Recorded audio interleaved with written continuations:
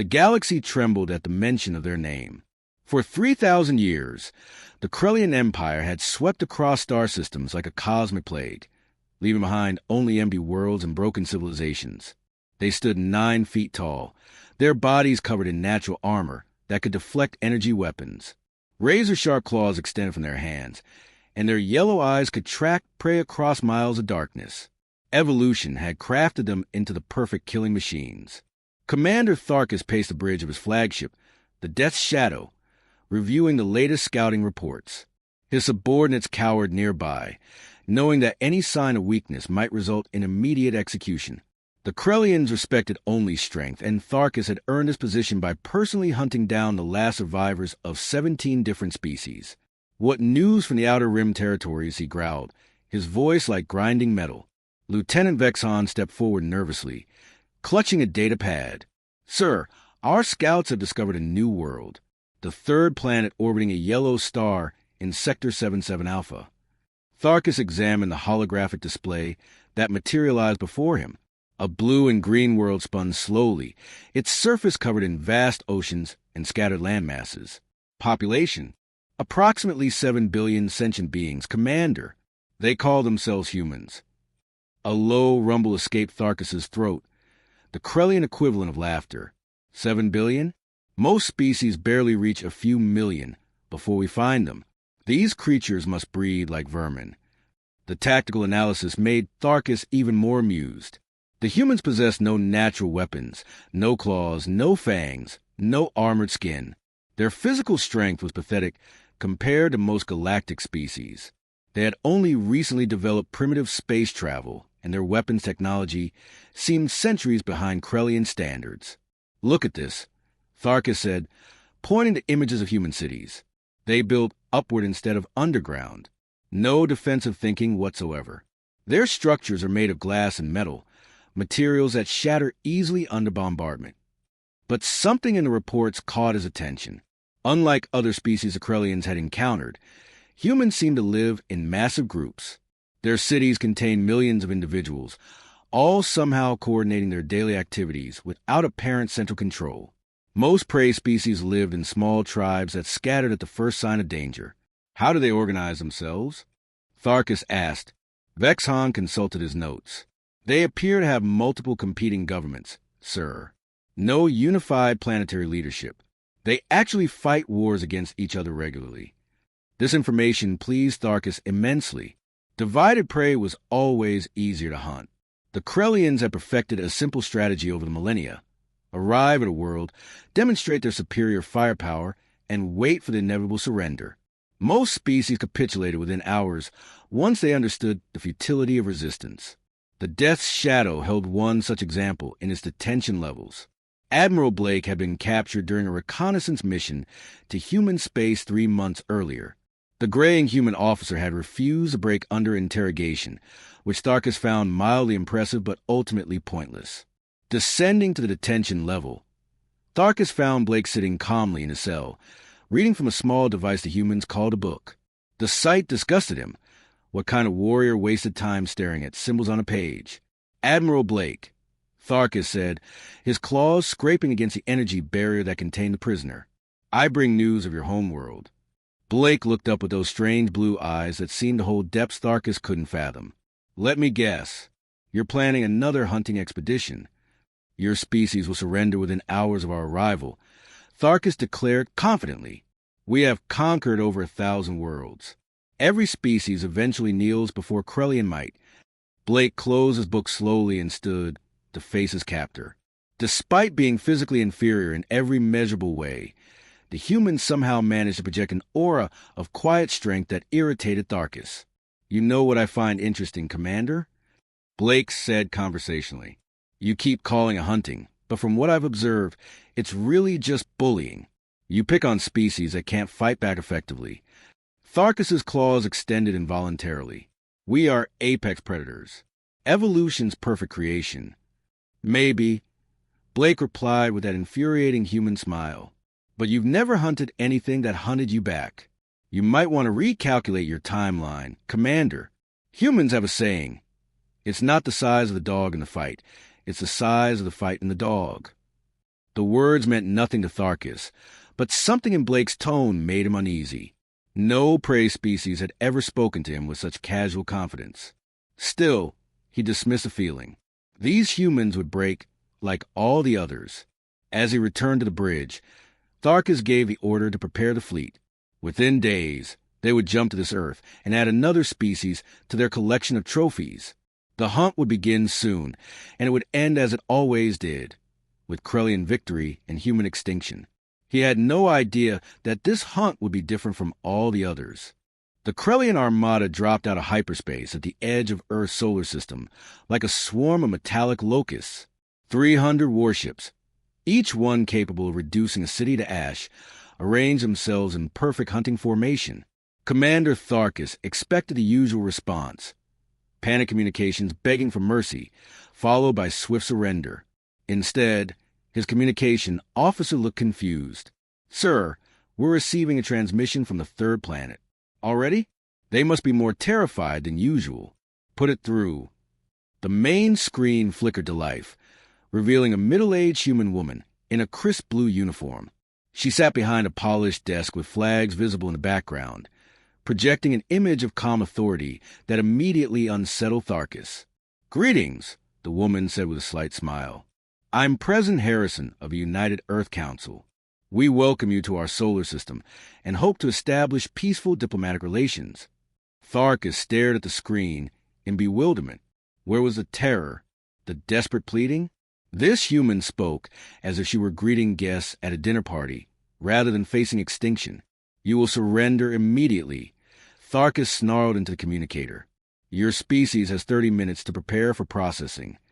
President Harrison's expression never changed. "I'm afraid that won't be possible. However, we'd be happy to arrange cultural exchanges and discuss trade agreements. Our scientists are particularly interested in your faster-than-light travel technology." The audacity of the response left Tharkus speechless. Processing was a Krellian term for systematic extermination, and this human was discussing trade deals. Captain Mitchell coordinated Earth's response from Luna Base, her fingers dancing across holographic displays as she tracked the alien fleet's movements.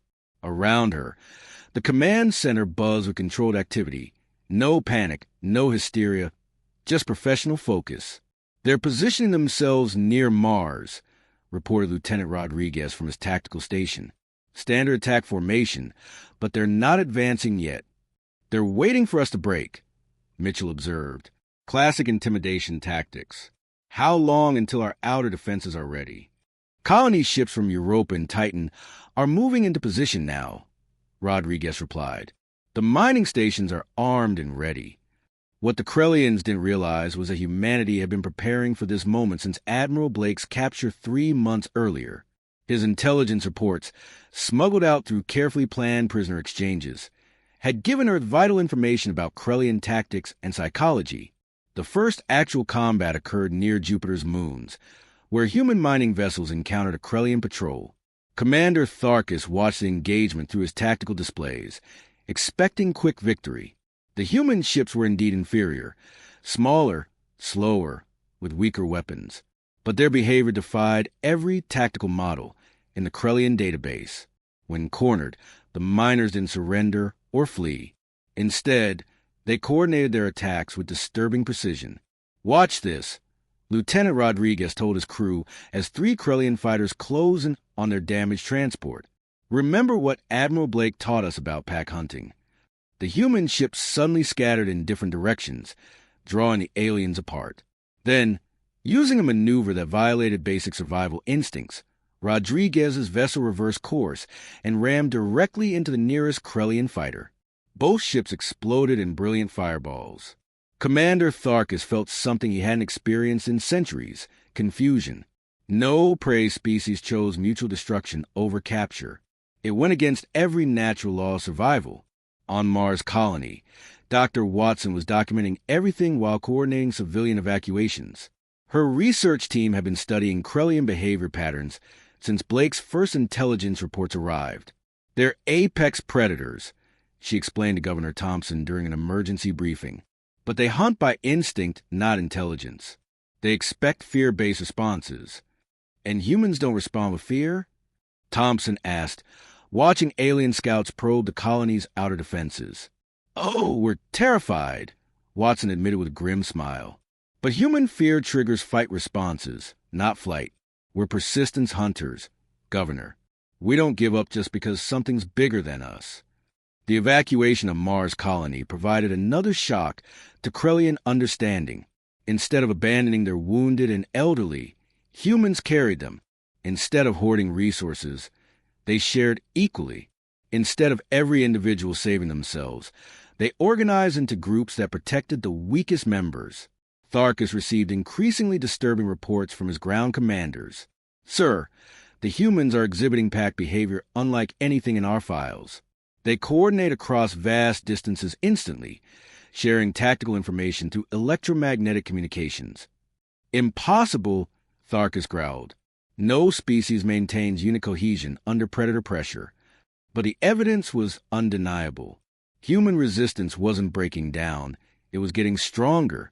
Their communication networks allowed isolated groups to coordinate attacks, share resources, and adapt tactics in real time. When one group was eliminated, others immediately learned from their mistakes. Most disturbing of all was the humans' apparent lack of proper submission responses. Captured humans didn't grovel or beg. They studied their captors with unsettling intensity, asked questions about Krellian technology and society, and seemed genuinely curious rather than afraid. Admiral Blake, still imprisoned on the Death's Shadow, watched the initial reports with satisfaction. "Having second thoughts, Commander?" Tharkus's claws scraped against a detention barrier. "Your species fights like rabid animals. There's no logic to your tactics." "That's because you're thinking like a hunter," Blake replied calmly. "But humans aren't just prey, Commander. We're also predators. And we've been studying you." The invasion of Earth began at dawn on Tuesday, September 12, 2157. Krellian dropships descended to the atmosphere like falling stars, disgorging thousands of alien warriors across major population centers. Commander Tharkus expected the usual pattern. Initial resistance followed by rapid collapse as civilians fled in terror. Instead, he watched in growing confusion as humans did something no prey species had ever attempted. They evacuated, not the panicked, disorganized flight that predators relied upon to scatter and isolate victims, but methodical, coordinated withdrawals that moved entire populations with military precision. In New York, civilians streamed through subway tunnels toward predetermined safe zones, while armed defenders created layered defensive positions above ground. Colonel Harrison crouched in the ruins of what had been Times Square, speaking quietly into his radio. "Echo Team, they're moving up Broadway in standard formation. Wait until they're in the kill zone." His sergeant, a weathered veteran named Patterson, shook his head in amazement. "Sir, they're walking straight down the middle of the street like they own the place." "That's because they've never had to worry about ambushes before," Harrison replied. "They're apex predators, Patterson. They hunt in the open because nothing has ever hunted them." The Krellian advance guard moved with arrogant confidence, their enhanced sense of scanning for fleeing humans. They expected to find cowering civilians hiding in buildings, easy prey for systematic elimination. Instead, they found empty streets and an eerie silence that made even veteran warriors uncomfortable. The first explosion came from below. Harrison's team had rigged the entire subway system with improvised mines, turning the underground tunnels into a deadly maze. As Krellian warriors fell through weakened street surfaces, human fighters emerged from concealed positions in adjacent buildings. But what disturbed the aliens most wasn't the tactical surprise. It was the human response to casualties. When Sergeant Kim took alien fire while covering a civilian evacuation, instead of abandoning him, 3 other soldiers immediately moved to provide cover and medical aid.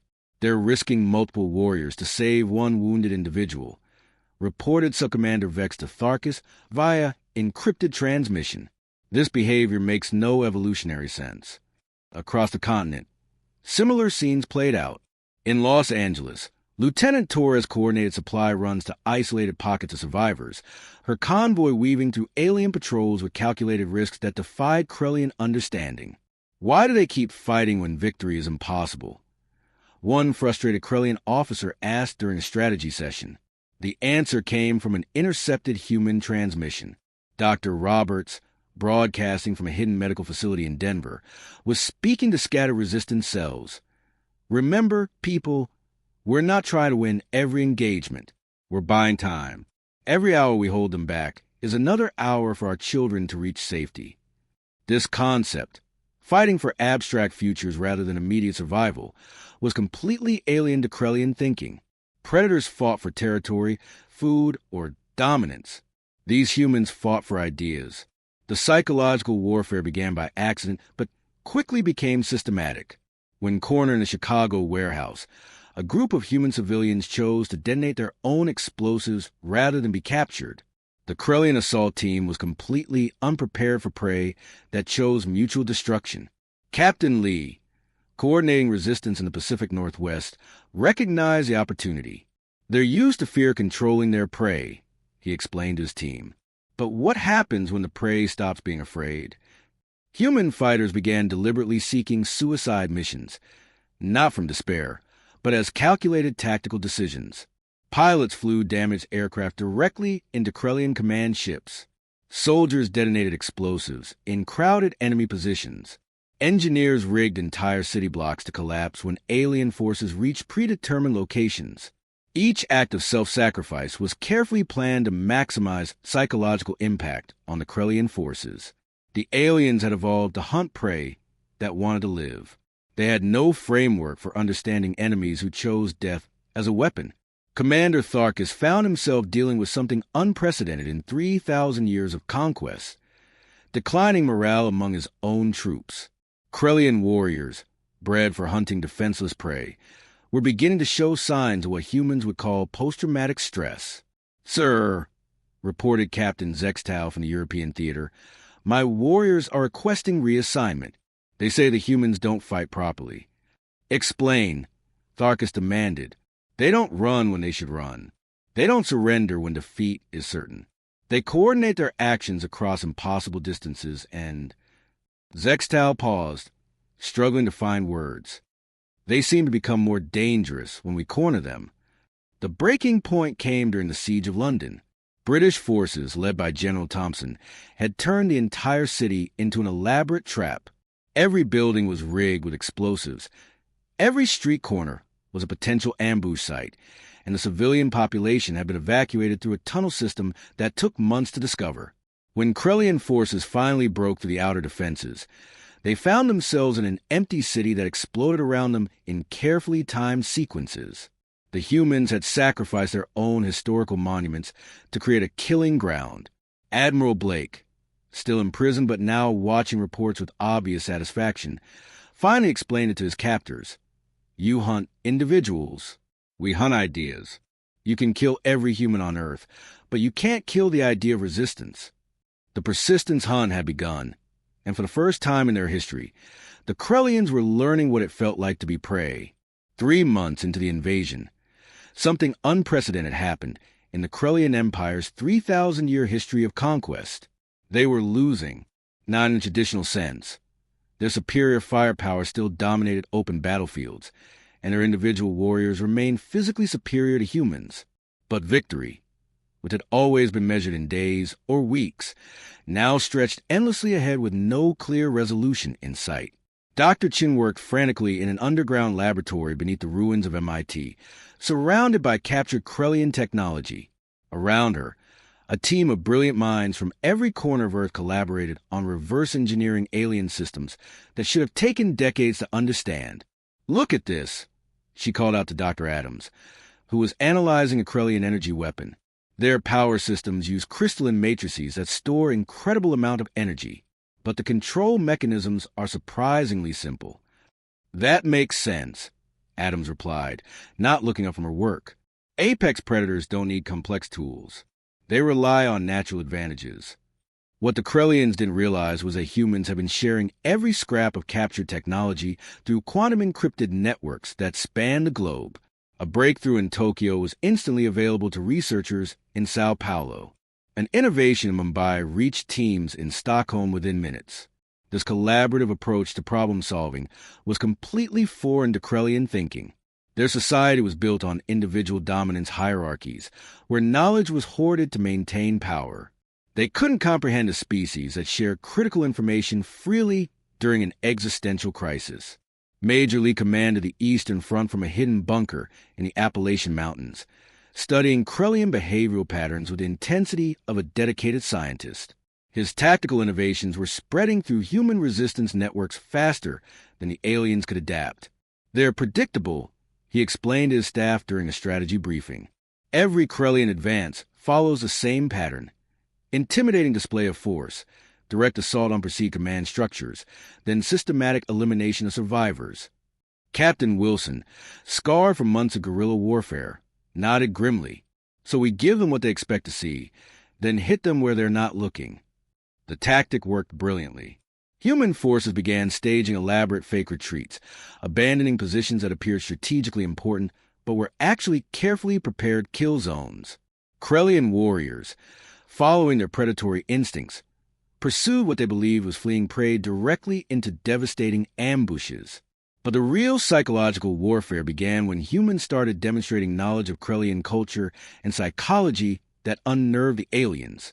Captured communications revealed that humans have been studying their enemies with scientific rigor, cataloging behavioral patterns, social hierarchies, and psychological vulnerabilities. Commander Tharkus received increasingly disturbing reports from his field commanders. "Sir, the humans are using our own hunting calls against us. They're mimicking Krellian communication frequencies to confuse our coordination efforts." "Impossible," Tharkus snarled. "Our language is based on subsonic vocalizations that their vocal cords cannot produce. They're using electronic devices, sir. Somehow they decoded our tactical communications and are feeding us false information through our own networks." The revelation that humans were treating Krellians as subjects of scientific study rather than objects of terror fundamentally disturbed the alien command structure. Predators were supposed to be feared, not analyzed like laboratory specimens. Lieutenant Torres reported from the Australian theater with news that made Tharkus's blood run cold. "Sir, we intercepted human transmissions discussing Krellian mating rituals, territorial behaviors, and social dominance patterns. They're studying us like..." He struggled with the concept, "like we study prey animals." The implications were staggering. Every Krellian warrior was trained from birth to project an aura of invincible dominance. Their entire psychological framework depended on being the apex predator in every encounter. But humans had somehow flipped the relationship, observing their supposed superiors with clinical detachment.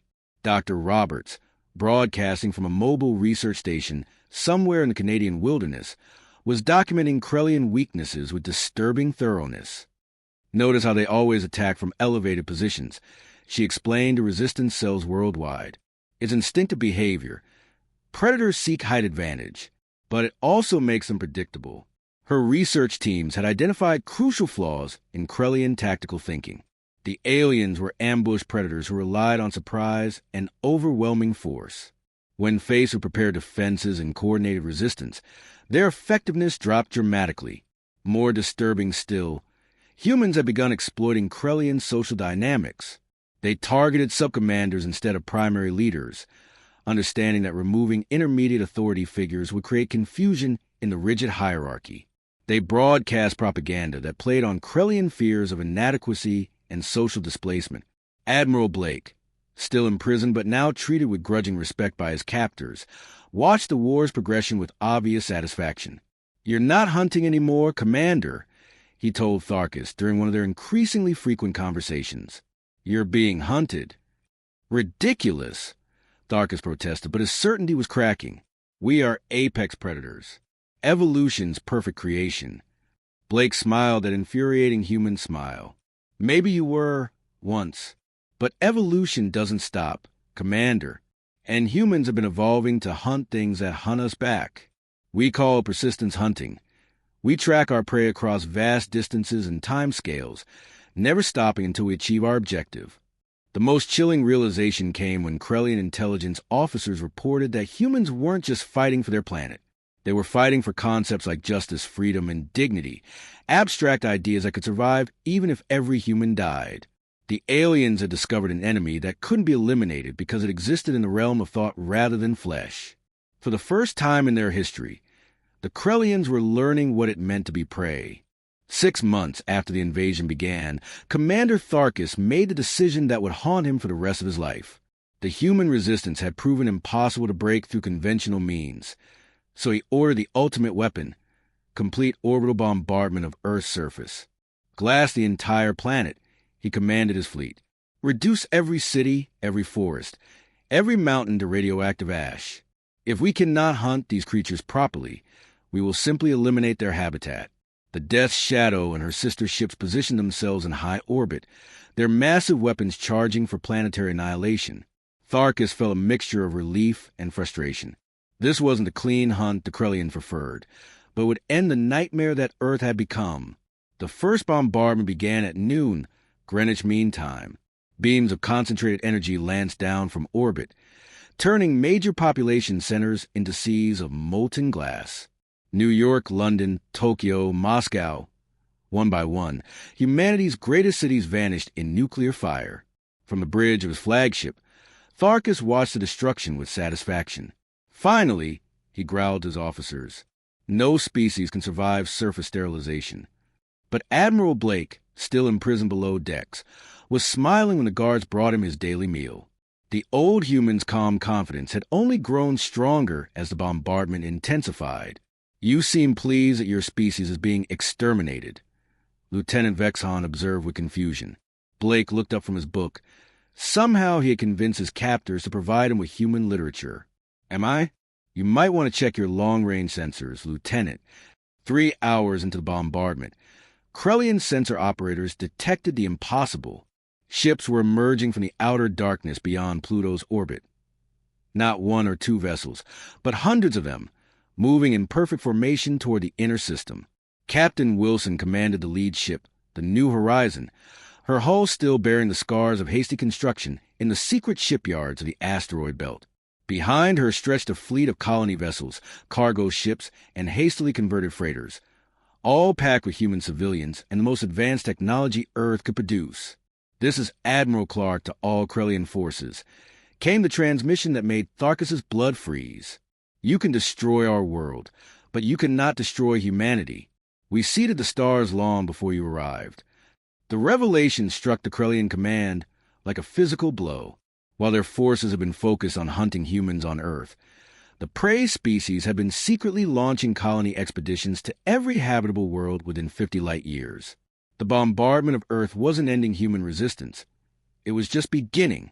Dr. Chun, now aboard the research vessel Prometheus, continued her work even as Earth burned behind them. The beauty of distributed networks, she explained to her team, is that destroying one node only strengthens the others. But the psychological impact on Krellian forces was even more devastating than the strategic surprise. For 3,000 years, their entire identity had been built around being the ultimate predator. Now they faced an enemy that had outmaneuvered them on a galactic scale.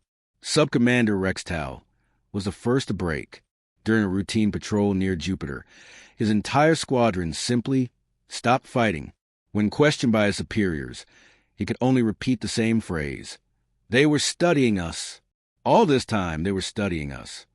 The phenomenon spread through the Krellian fleet like a plague. Warriors who had never known doubt began questioning their fundamental nature.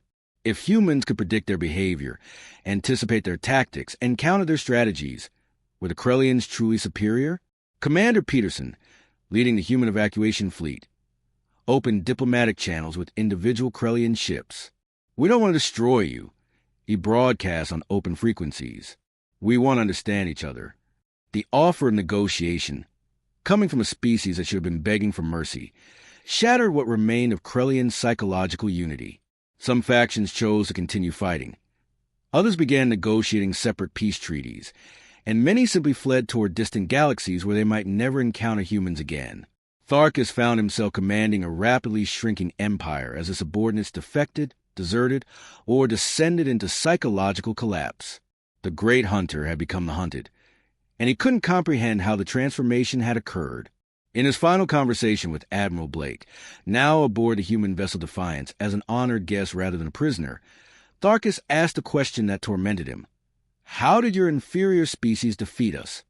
Blake poured 2 cups of coffee, a human beverage that Tharkus had grown oddly fond of during his imprisonment.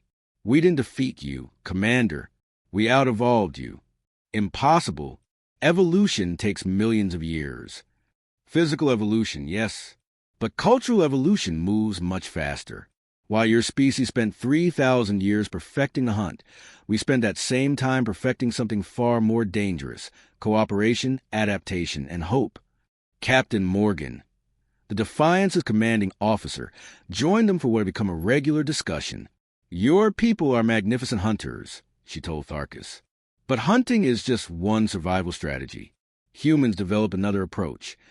We turn everything we encounter into part of our pack. Through the viewport, they watch human and Krellian crews working side by side to repair damaged vessels. Former enemies shared technical knowledge, cultural insights, and even meals. The humans weren't just surviving the war. They were transforming it into something entirely different. The galaxy's new apex predators, Blake explained, aren't defined by claws or fangs, but by something much more powerful: the ability to make others want to join us rather than fear us. As Tharkus watched his former enemies become his new allies, he finally understood. Humans hadn't defeated the Krellian Empire. They had absorbed it.